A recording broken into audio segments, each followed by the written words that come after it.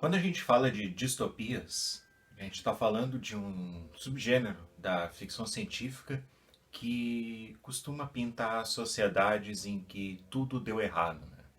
É uma tentativa de fazer o oposto da utopia, né? A utopia que veio que ela é um conceito filosófico em si, mas que ela veio através de um romance do Thomas Morris, que se chama Utopia. E seja apontando para uma sociedade imperfeita ou para uma sociedade perfeita, as duas formas de escrita, as duas formas de retratar a sociedade, elas servem como críticas, né? E às vezes críticas bem direcionadas, né? Com alvos bem específicos, né? O próprio Thomas Morris criticava o tempo dele, e se a gente for para as três principais distopias que a ficção científica tem, o Admirável Mundo Novo, do Aldous Huxley, o 1984, do George Orwell, e o Fahrenheit 451, do Ray Bradbury. E junto desses três eu gosto sempre de colocar o Conto da Aia, da Margaret Atwood, como as principais distopias. São distopias, inclusive, que fizeram sucesso para além da ficção científica, quebraram a barreira que o preconceito tem e se tornam obras que são conhecidas até por quem diz não gostar de ficção científica, né? Todas essas obras elas buscaram fazer críticas à sociedade como um caminho a não se seguir. E isso seguiu até chegar o cyberpunk, que usou a distopia como um cenário para histórias que não necessariamente tinham a mesma intenção daquelas distopias antigas, mas pintavam mundos distópicos para contar suas histórias, né? Bem, e o que tudo isso tem a ver com o livro que eu vou falar hoje? Só ficando aí para descobrir.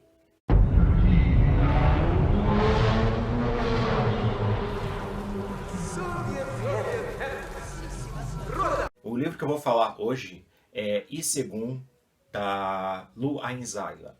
Ah, É uma novela que se denomina, inclusive está escrito na capa, como cyberpunk. Aliás, já começo pedindo desculpas por não saber pronunciar a palavra, porque ela está grafada essa é uma palavra que vem direto da língua iorubá, né? A língua iorubá, como vocês devem saber, é a língua e que tem a mitologia em que se baseiam as religiões afro-brasileiras, né? A principal delas, não a única, né? Então ela tem, como é uma língua diferente, se fala diferente e se escreve diferente também. Então eu infelizmente não sei pronunciar, mas enfim, essa novela que usa esse termo que significa reverenciar os ancestrais. E isso não está de graça no livro, né? Ele conta a história da Zuri. A Zuri, ela é uma policial num futuro distópico, né? Em que ela está investigando um crime de um pesquisador de uma grande corporação, o Dr. Diop, que trabalhava na Alpha Biotech, ele estava investigando, o Dr. Diop estava trabalhando em um novo filtro de ar para evitar contaminações, né? Porque a contaminação por radioatividade é uma realidade nesse mundo distópico que a Lu construiu. Nessa história, a degradação climática ela chegou em tal ponto em que o nível do solo o solo a nível do mar ficou praticamente inabitável, né, por uma névoa radioativa. Então, as pessoas começaram a se mudar, dar preferência para as áreas mais altas, né? E como a história se passa no Brasil, né, historicamente sempre se soube até hoje, né, que as áreas mais altas são onde ficam as favelas, né? E só que agora, nesse mundo reconfigurado, as pessoas mais abastadas, as mais ricas e mais poderosas, elas vivem no topo dessas áreas e elas prensam a população menos favorecida, a população pobre, entre os muros que cercam a cidade alta. Ela é chamada assim, cidade alta e cidade baixa, né? E a cidade baixa ela tem que conviver exprimida entre os muros da cidade alta e a contaminação a nível do solo, né? A Zuri, a detetive Zuri, ela é uma habitante da Cidade Baixa. A delegacia fica na Cidade Baixa até para poder facilitar as investigações e tudo mais. E ela não é só uma investigadora, ela vive também naquela comunidade e ela se identifica naquela comunidade. E, e o objetivo dela é investigar o assassinato desse Dr. Diop, ao mesmo tempo em que tem um mistério a respeito de um ser chamado Ayomide, né? Uma pessoa que apareceu há muitos anos e deixou uma marca depois de uma experiência fora do normal em que ela passou.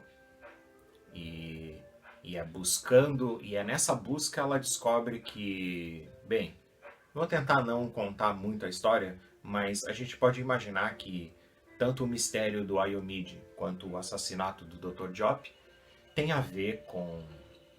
tem alguma coisa a ver um com a outra. E é nesse mistério que a investigação assume, e é nesse mistério que vai tecendo o fio da obra à medida que a gente vai lendo. Né? Mas o que eu tinha falado antes sobre distopias e sobre utopias é de um outro elemento muito bacana nessa obra, que ela vai permeando toda a obra e acaba se tornando tão ou mais importante que a investigação, né? Que é o mundo que a Zuri vive, né? Não só o lado ruim do mundo, mas também a maneira como as pessoas elas resistem, elas lidam com a realidade delas.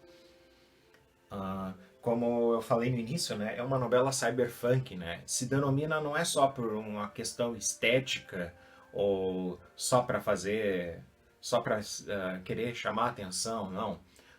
O cyberpunk ele se mostra aqui nessa obra de uma forma diferente do cyberpunk, porque apesar de ter elementos muito parecidos, né, megacorporações, divisão bem clara da parte rica da parte pobre, alta tecnologia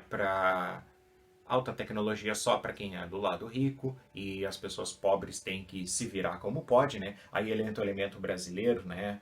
Porque da gambiarra, do jeitinho de se dar, de se virar como pode, mas não só isso. Diferente das distopias cyberpunks, nessa história a gente tem um elemento de agregação social. Né? As pessoas elas se ajudam muito, elas têm uma identidade comum e elas tentam se ajudar das maneiras mais simples, né? No carinho, por exemplo, que a tia Cida faz a comida, vende comida boa, barata, a um preço justo. No barracão da escola, quando precisa, a detetive ela consegue encontrar apoio deles. Então, ainda mais nesse sentido da comunidade, né? Ela é agregada, ela não é rejeitada por ser uma força da lei, mas apesar dela ser uma policial, ela não é excluída ela não é excluída da comunidade, né? E também um outro elemento bacana é a rádio pirata, né? A rádio pirata, ela não é só uma contestação do sistema, não é uma contestação desesperançosa. Eu acho que essa é a maior diferença entre o cyberpunk e cyberfunk, é que há um elemento de esperança. E esse elemento de esperança, através da agregação social mesmo, faz com que essa seja uma distopia diferente, né? Ou talvez nem uma distopia, ou uma utopia dentro da distopia, né? Porque aí o sentido da utopia, que eu digo dentro dessa distopia, não é do sentido não é do sentido de pintar não é de pintar um mundo perfeito e retratar esse mundo perfeito para comprar, para que a gente compare com o real, mas sim a utopia no sentido de um horizonte para que a gente busque um mundo melhor, né? Um caminho a ser apontado, né?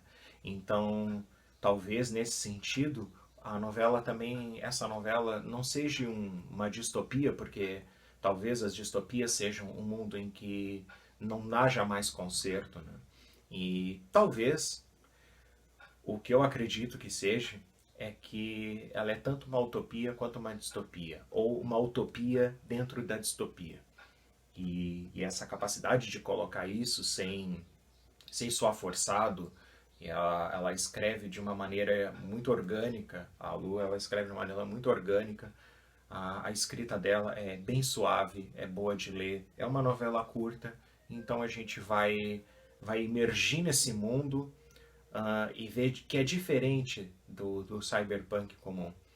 Uh, e eu acho que só por causa disso, eu acho que esse é o elemento que mais me conquistou na obra e é o que eu acho que faz com que eu tenha feito esse vídeo, né? Recomendar para vocês.